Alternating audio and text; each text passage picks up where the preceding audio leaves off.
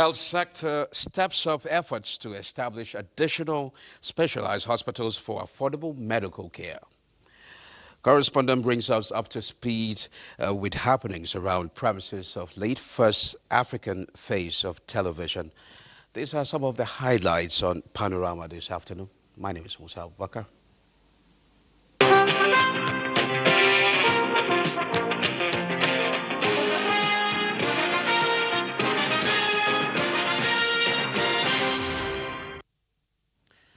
Let's begin with Senate. Stakeholders in the health sector have agreed on the need to establish additional specialized hospitals and federal medical centers in the country to meet up with the rising cases of specialized medical challenges, accessibility to affordable medical care, and job creation.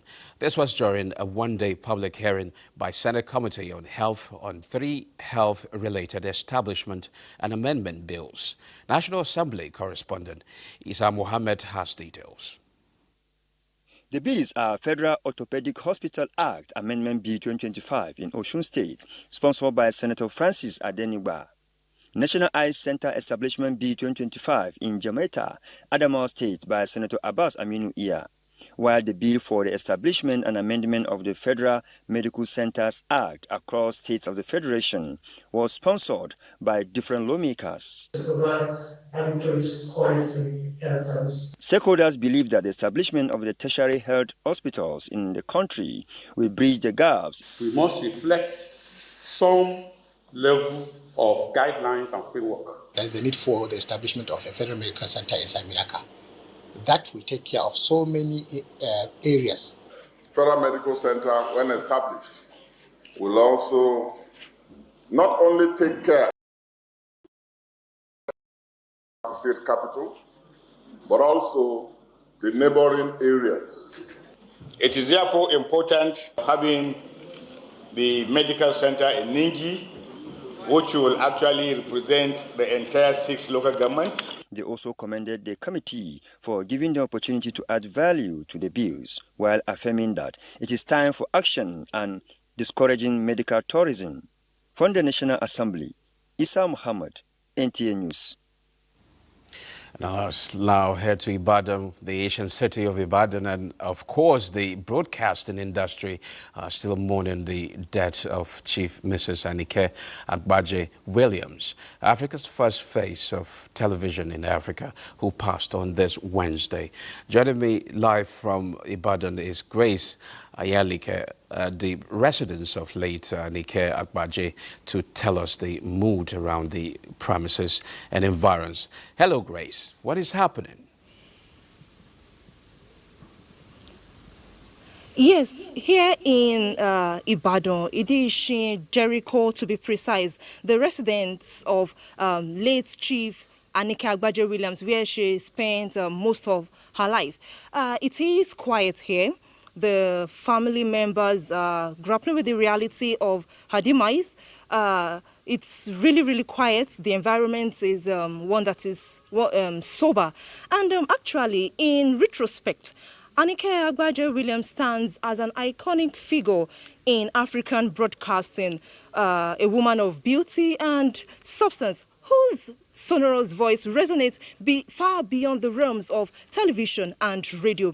I have with me her grandson, Soji Alabi, who will tell us how the family wish that her memories be kept alive. Yes. So how do you wish her memories is kept alive? Well, I would say we are at a loss. She was an icon, like you said, and we thank God that she lived an impactful life. A lot of people looked up to her, and just to remember and keep her spirit alive and to, keep her legacy alive. It would be good to set up, even if it's a broadcasting academy, where young broadcasters can come for digital media training, journalism training. Those things will enable the youth to, keep at doing something good and something worth emulating. So I'm glad that a lot of people are showing and paying respects to her, and it's the family is mourning right now. So we need the quiet time. But we're thankful. We're thankful for everything, and life goes on. But most importantly, she lived a great life, and she lived a life of greatness. So we thank God for that.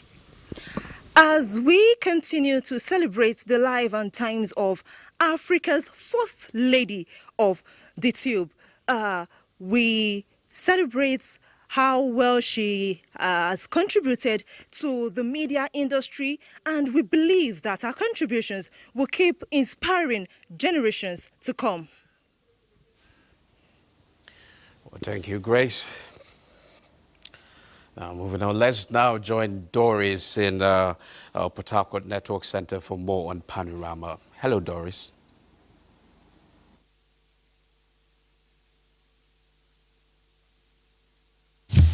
Welcome to Port Harcourt. Herbal medicine, also known as botanical medicine, has over the years been used for curative purposes and promotion of good health. The challenge, though, remains proper regulation of intake. Hence, Ijoma Ugweke sought the opinion of experts on this all-important form of medication. Clear your system, clear your lungs, you could breathe fine. Over the years, herbal medicine has been used to promote good health and wellness. Dr. Reginald Ogro is a pharmacist and herbal medicine dealer. He said these herbal medicines are sourced from roots, leaves, stem, and flower from plants. This, he said, most times makes them cost-effective, as well serves as alternative to conventional medicine. Many herbal products, they already that let them be well researched, well formulated, and will be helpful. There's no need having a hard and fast rule about it that say it doesn't work. No, they work, especially many chronic conditions. I normally take malaria and typhoid medicine because some of the time when I go to hospital to take drip on the typhoid, that if I take after 1 week time, it will soon come back. But when I take these apps, I'm sure of that. It gives me space of 3 months, 4 months. While herbal medicine can be beneficial, some consumers say it has side effects if taken without paying attention to dosage. There are some of people who take these drugs and they take overdose, then it cause another infection in the bodies. But when you follow as the doctor asks you to take, then everything will flush out. Discover, see, discover. Used to dosage. This is international quality, herbal. So this is how it be. So there's this covers there for stores. We buy it, give for people who they use them.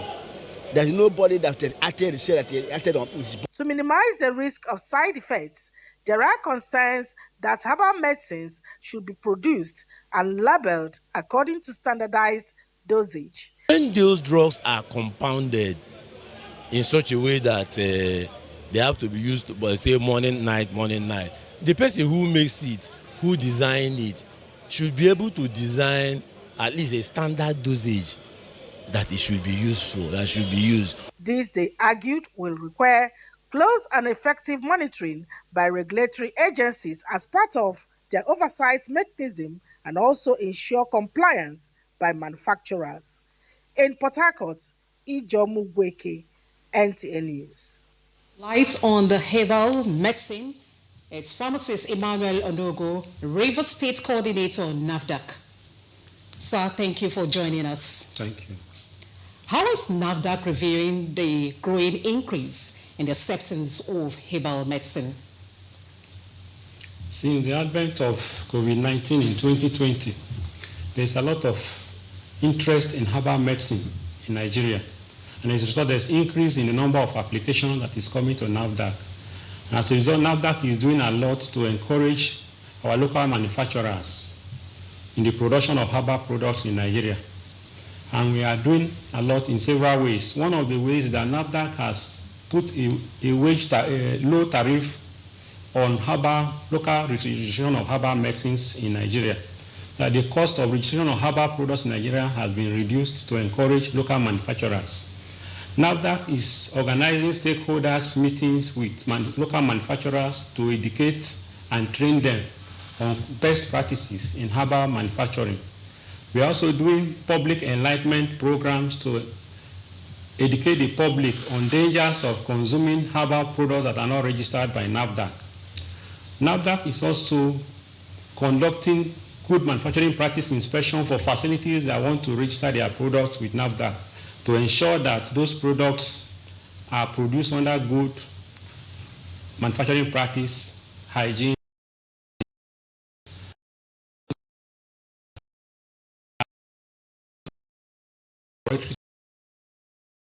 Products are safe.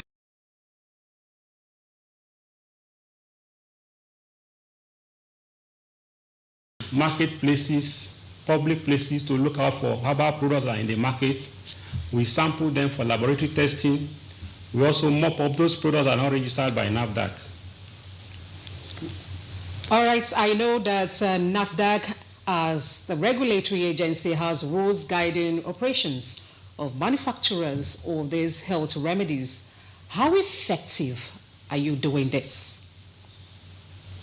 We are doing it through our various directorates that we have in NAFDAC. Like I said earlier, we have the post-marketing surveillance that ensures that products that are in the market are of good quality. We sample from time to time for testing for the lab to confirm whether those products that are registered are still maintaining their standard. We also have our investigation and enforcement directorate that goes out for surveillance activities, whereby when we found products that are not registered by NAFDAC, we mop them for destruction. We also ensure that we do what we call the routine inspection of facilities that have already registered their products with NAFDAC to ensure that they are still maintaining their good manufacturing practice. We still find people hawk certain herbal remedies with bogus claims as to what they can cure.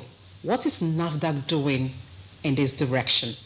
Like you know, NAFDAC is a scientific organization, so our regulatory control is on medicines that are science-based. So for those products that are produced without any label, without any brand name, anybody patronizing such products, they are doing it at their own risk. For those products that are registered by NAFDAC, we don't allow bogus claims. You cannot make claims for multiple management of ailments for herbal products that are registered by NAFDAC. The issue of dosage and NAFDAC number still remains a challenge, you know. What are the rules guiding it? For those products that are registered with NAFDAC, we ensure that they have dosage and indications for what they are being used to manage. You only find products in the market that doesn't have dosage are those ones that are not registered with NAFDAC. And that is why we discourage our public that they should not patronize any herbal product that has no dosage, no labeling, or no product name. Pharmacist Emmanuel, I want to thank you so much for throwing more light on the herbal medicine. Governor Similaye Fubara has assured all synergy with the federal government as the state prepares to hand over the statelight campus of Rivers State University, Kira, to the federal government for commencement of the University of Environmental Technology in Kira, Tai local government area of Rivers State. Government House correspondent Osinachi Samuel reports that the governor gave the assurance during a facility tour of the proposed site for the specialized university. Just like other parts of the Niger Delta region, people of Ogoni in Rivers State have suffered years of environmental degradation occasioned by oil exploration activities, hence the agitations for the full implementation of UNEP reports, including the establishment of a specialized University of Environment and Technology in Ogoni. With President Bola Tinubu giving approval for the establishment of the specialized university few days ago, Governor Siminalayi Fubara is on facility tour of the campus to ascertain the state of infrastructure. Let me say it very clearly. This property belongs to the Rivers State University. Rivers State University belongs to Rivers State government, and it is only the Rivers State government that has the right through the university to release it.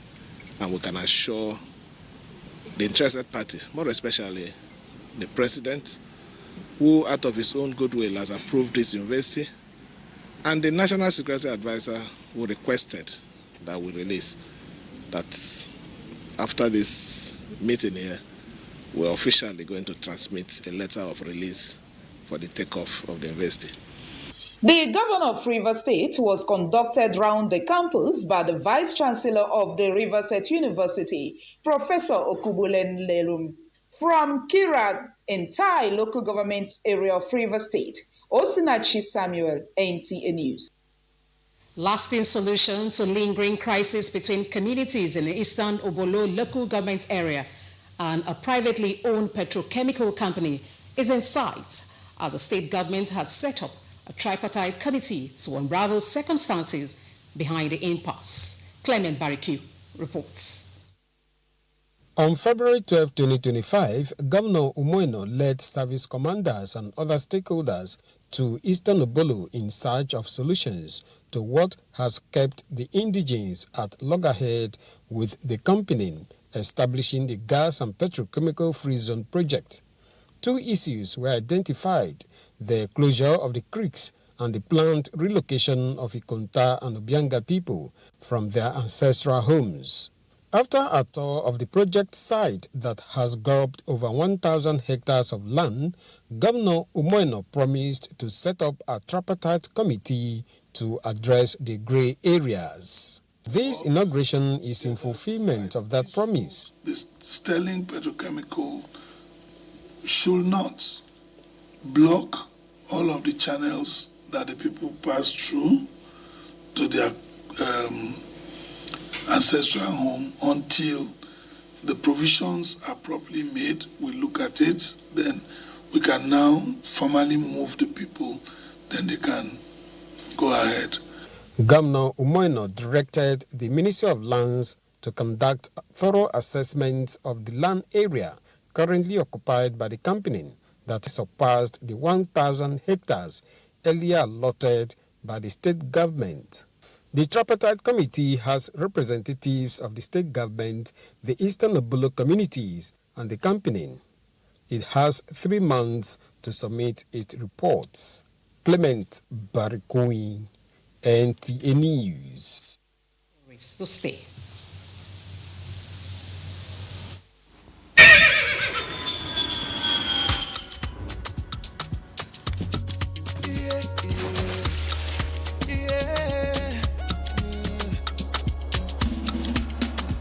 From the Atlantic across the savannah to the Sahara, we rise, a land of the free, we know they tire.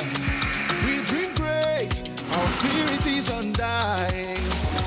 Resilient, rooted like palm tree, we sway in colors, we turn dark into light, we bet solutions, we ignite passion, yeah. Ethnicity is unique, we have more than just a nation. We are Nigeria, strengthening unity, we know they carry life. We are Nigeria, together live the dream of a land with great destiny. We are Nigeria. I am the real Nigerian. Brought to you by the National Orientation Agency, NOA.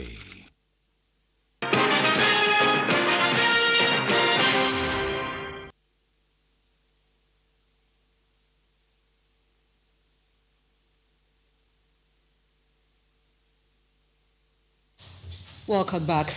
Let's join Gifts George for stories from the sporting world. Showcasing their talents on a consistent basis. I mean, also up their record. In a very short future, we'll see big fights coming into Nigeria, coming into Africa. And what we're trying to do separately, different from what the Anthony Joshua and the others have done, is that we're trying to get the community involved in this. We're trying to get charity involved in this. In Scrabble, to develop the game at the youth level, the Nigerian Scrabble Federation has appointed 6 zonal youth coordinators to achieve its goals.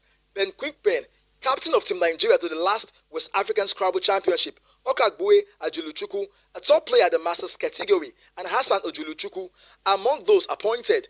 The appointment takes effect on March 1st, 2025. One of the tasks of the zonal youth coordinators is to groom Scrabble players in the country for the next African Youth Scrabble Championship in Nairobi, Kenya in August. With sports update, Gift George, NTA News.